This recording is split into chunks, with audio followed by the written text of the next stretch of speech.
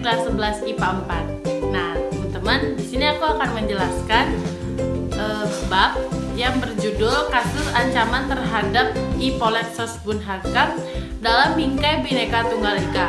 Nah, teman-teman pasti penasaran kan apa aja sih isinya? Yuk ikutin terus. Nah, pada bab kali ini aku akan membagi menjadi dua. Yang pertama itu ada ancaman terhadap integrasi nasional, dan yang kedua adalah strategi dalam menghadapi berbagai ancaman dalam membangun integrasi nasional.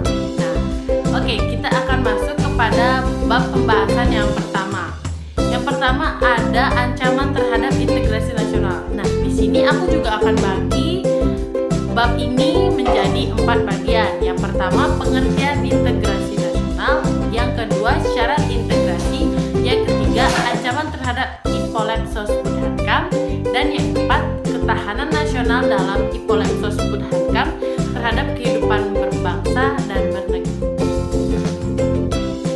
Nah, yang pertama ada pengertian integrasi nasional.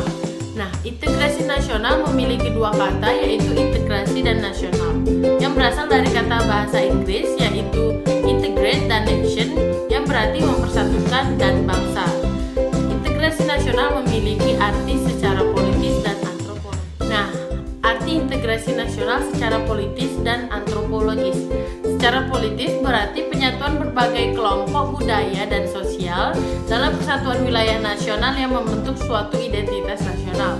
Dan yang kedua, ada secara antropologis, yang berarti proses penyesuaian di antara unsur-unsur kebudayaan yang berbeda sehingga mencapai suatu keserasian dan memiliki fungsi dalam kehidupan bermasyarakat.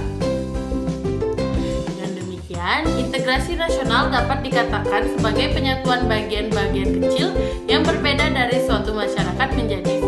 Nah, yang kedua ada syarat integrasi. Adapun syarat keberhasilan dari sebuah negara membangun integrasi nasional yaitu sebagai berikut. Yang pertama, anggota-anggota masyarakat merasa bahwa mereka berhasil saling mengisi kebutuhan satu sama lain.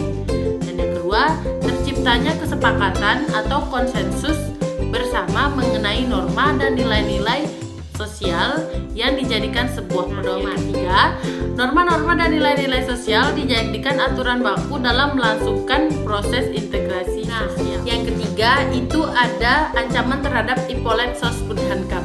Nah, ancaman-ancaman tersebut bisa dibagi menjadi beberapa bagian.